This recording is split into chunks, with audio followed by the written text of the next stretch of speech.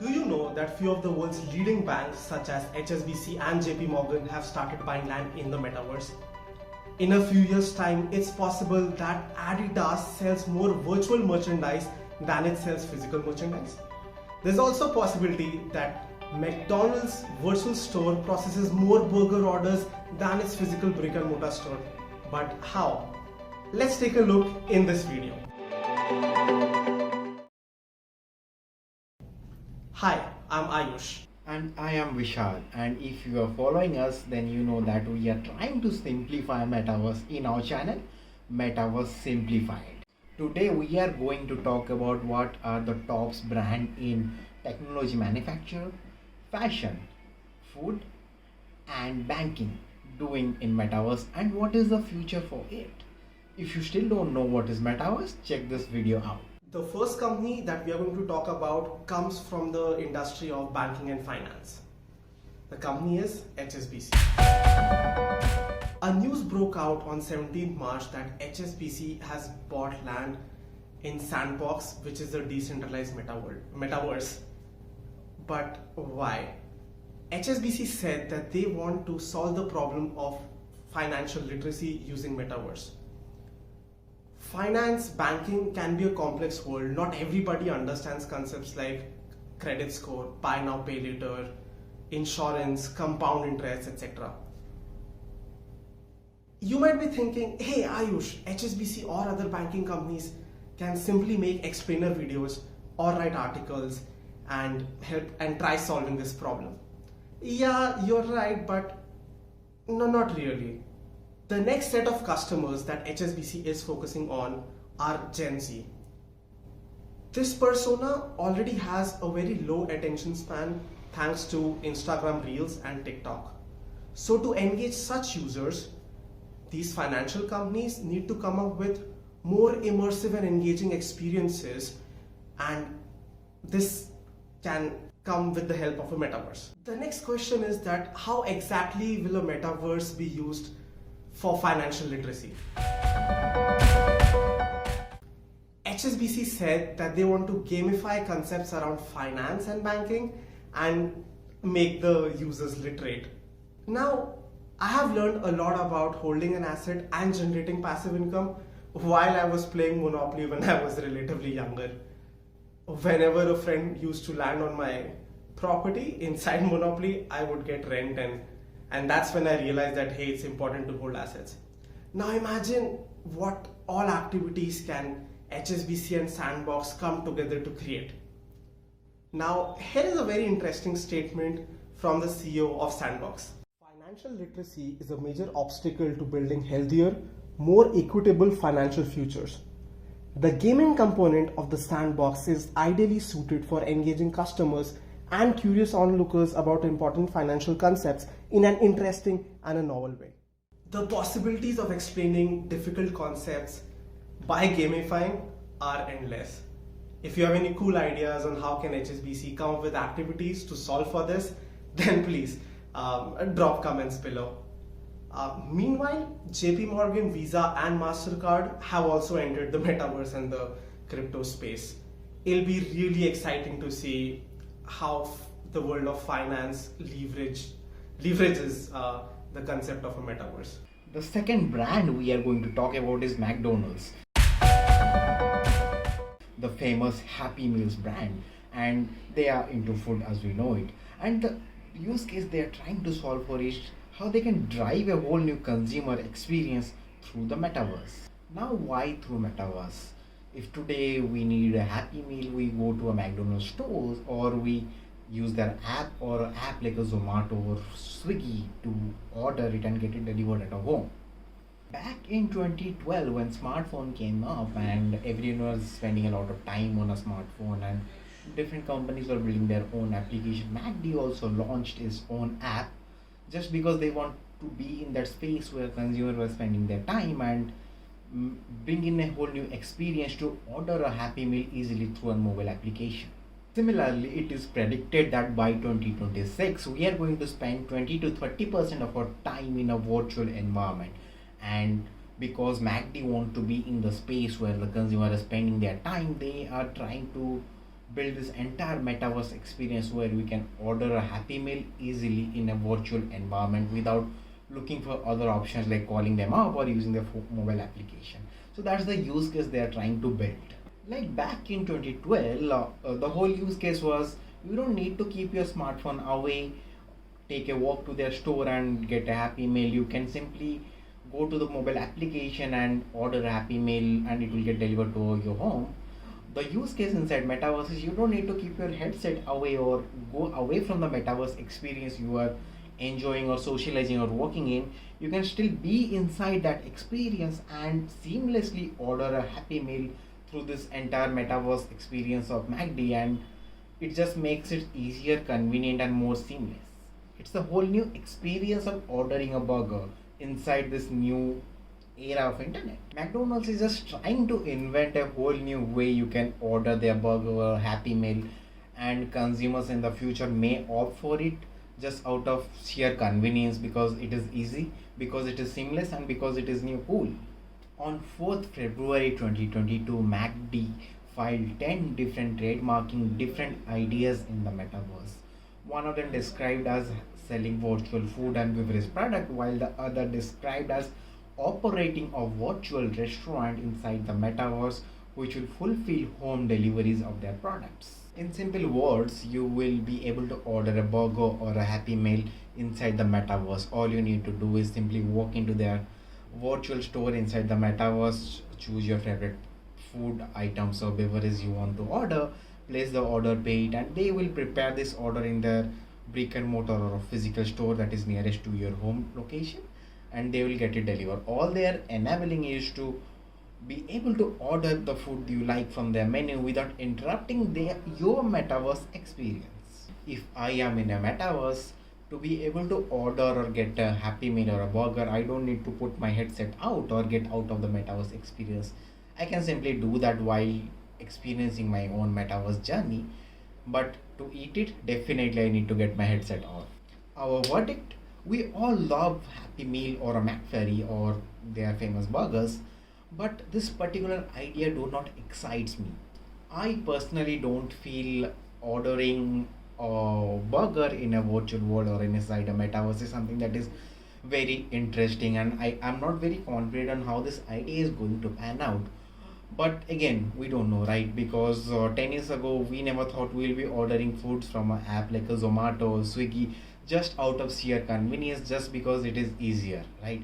So I don't know. Let's see how it evolves. In addition to that, we still don't know the details of all the 10 trademarks MACD has filed and what are the ideas they are working on. So let's wait and watch how this space evolve, and if it does, definitely will come with a video explaining all of those and what they are doing, and if we think that is something that is going to work or that is something that is just going to be an experience or experiment. So let's see and wait and watch. The next example comes from the industry of electronics. Samsung is one of the world's leading consumer electronics brand. But when it comes down to the mobile segment, it's very difficult for any brand to differentiate itself from the other, because almost all the companies these days offer the same hardware. Samsung wanted to stand out and wanted to be the leader of the consumer electronics space. With the pandemic at play, Samsung did a very unique thing. They released their flagship S22 phone in a metaverse event. There was a lot of hype around this event, and the experience that the users got was very different. Samsung's entry into the metaverse helped them truly stand out, and this will drive better top of the mind recall inside shoppers' head when it comes down to brands that are truly innovating at its forefront. To unveil its flagship smartphone S22 inside a metaverse, Samsung partnered with Decentraland. Samsung and Decentraland together came up with a space known as A37X. Now, A37X is also an actual experience store for Samsung in New York. In A37X, you're presented with 3 rooms where you can go and do a bunch of activities. As an incentive for users to join Samsung in unveiling S22 inside a metaverse, Samsung allowed users to go through a quest, and if that quest is successfully done by users, their avatars would get virtual merchandises that they can wear. Now, users were able to watch the entire unveiling of S22 by sitting in a theater. Here is a clip on how the event went. The Galaxy S22 and S22 Plus are here. We created these smartphones for people who want to transform ordinary moments into extraordinary experiences. Galaxy S22 and S22 Plus are based on the iconic S-series design. When you look at these devices from the side, you can see a flat, elegant profile that creates an aesthetic, balanced effect. As you could see, this is far from impressive and this felt like taking a step back. It was like watching a YouTube video with multiple other people, but with not so great graphics and interaction. Now, A37X, the entire event, was held on 10 different servers. Initially, the users couldn't figure out which server is empty and where they can join. And once they could figure out which server to join, it was really difficult for them to understand that which room should they go to and where the event is happening. So more than anything, this was an example of how not to conduct an event inside Metaverse. Companies shouldn't take just any activity from the real world and put it to the Metaverse for the sake of putting it to the Metaverse. I think Samsung lost a brilliant opportunity to engage with its audience meaningfully. It would have been great if Samsung used AR or XR so that users could engage with the device in a better way rather than just seeing a video on YouTube inside a Metaverse. So hopefully brands learn from this and use Metaverse where it's necessary and not just for the sake of it. The last brand we are going to talk about is the most hyped one, the first mover, the one who disrupted the world of Metaverse and NFT. Yes, it is Adidas and their vision for virtual fashion. The use case they are trying to solve for is driving premiumization while building a community. Fortnite today is making revenue bigger than most of the luxury fashion houses just by selling skins and without even owning a single piece of physical clothes, which validates the fact that how big a domain or how big an industry is around virtual fashion and people caring how they look in a virtual world. Imagine back when Marvel was close to filing a bankruptcy because although its superheroes were wildly popular among its community because people loved their content, it was not making a lot of money. Then came Iron Man, the movie with Robert Downey Jr., and we all know what a wild hit it was. Later, in 2009, Disney bought Marvel, and then the rest is a history because we all know how it grew and how its cinematic universe expanded. Similarly, early Web3 players like G-Money, Bored Ape Yacht Club, and Punk Comic gained a lot of popularity on the internet while they were the first one who were talking Web3, NFTs, and Metaverse. Rather, Bored Ape Yacht Club became a topic of conversation between people who have not yet heard about Metaverse, NFTs, or even Web3. It became so widely popular that all the conversation started with, "Have you heard about that picture of a monkey that got sold for $1 million?" And it was then followed by a monologue about education around this topic, and it became widely popular among the masses. In a way, Bored Ape Yacht Club became like the Iron Man. It became very popular without any big brand backing it. Later, it grew so popular that even though no one fully understands it, everyone wanted to own it. A lot of big celebrities like Snoop Dogg, Justin Bieber, Marshmello, Chainsmoker, Madonna, Logan Paul owned it. So everyone wanted to be a part of that exclusive community, and the popularity of Bored Ape Yacht Club skyrocketed. Adidas saw this as an amazing opportunity to run a co-branded campaign. The way Disney saw a vision with Marvel and acquired it, Adidas went ahead and partnered with this community to take a head start in its metaverse journey.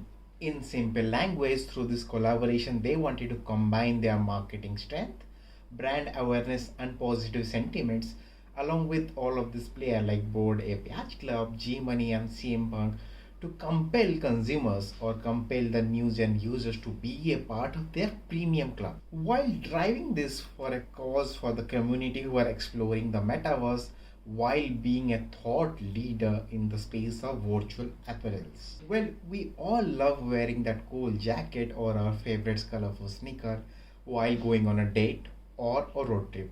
Fashion let us express ourselves in the most subtle way.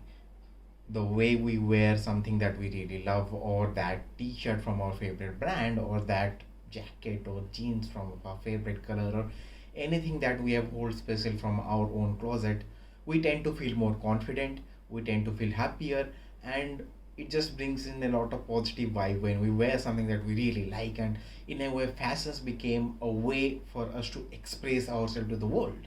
Adidas is not only bringing the joy of dressing up the way we want in the metaverse, but it is also building a very strong community of the people who love their brand, who love their product, and who wants to wear an Adidas jacket or a sneaker. Their project into the metaverse was launched in 17th of December in partnership with G-Money, Board Ape Yacht Club, and Punk Comics as a co-branded effort to drive consumers or their fans or people who are exploring the metaverse into the space of virtual fashion. Okay, now you will say it's just virtual, look, it's not real, why will people buy it? Just to put some facts out there, Fortnite made $2.4 billion last year by selling skins. It is the equivalent of how you look or how your appearance is inside the world of Fortnite, which itself validates how huge the world of virtual fashion is and how it is going to be a huge industry. Also validate the concept that everyone wants to look unique and expressive in their own way in a virtual world. They're very particular about what kind of dresses they're wearing, how they're looking, what is their hairstyle, can they add some customization more, and which again, it's just a beginning of how big virtual fashion is going to be.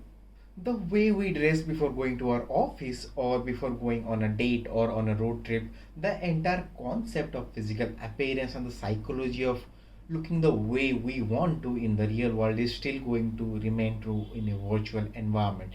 People are going to care how they are looking, what are the kind of clothes they are wearing, what are the brands they are wearing inside a virtual world, what is their hairstyle, what kind of customization they can make, and all of this, or the entire concept of looking the way you want to, is still going to be very true. In addition to this, the owners are not only getting NFT based virtual apparel, but they are also getting physical real merchandise which are going to drop by the end of 2022, along with a lot of access to very exclusive event in the virtual world and the real world. Our verdict: Adidas definitely has the first mover advantage in the space of virtual fashion.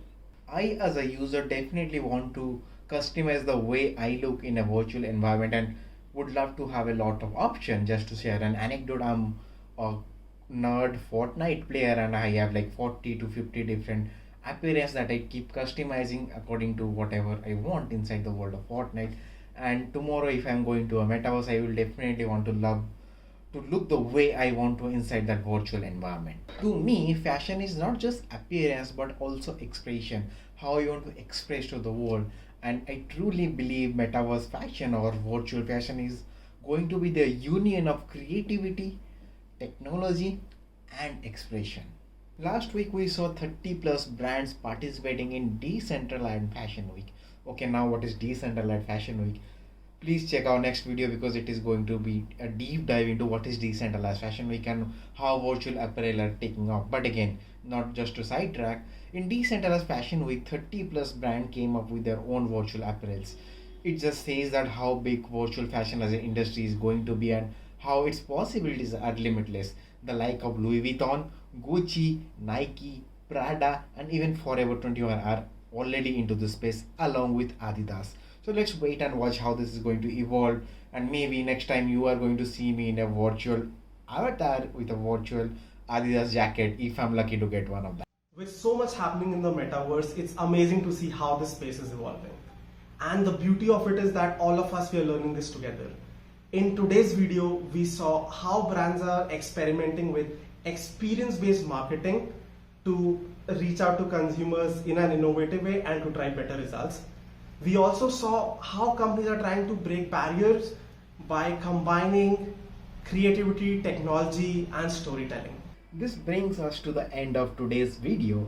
but we are creating a lot of content around metaverse and simplifying a lot of complicated concepts and bringing in and breaking down all the top news in this domain.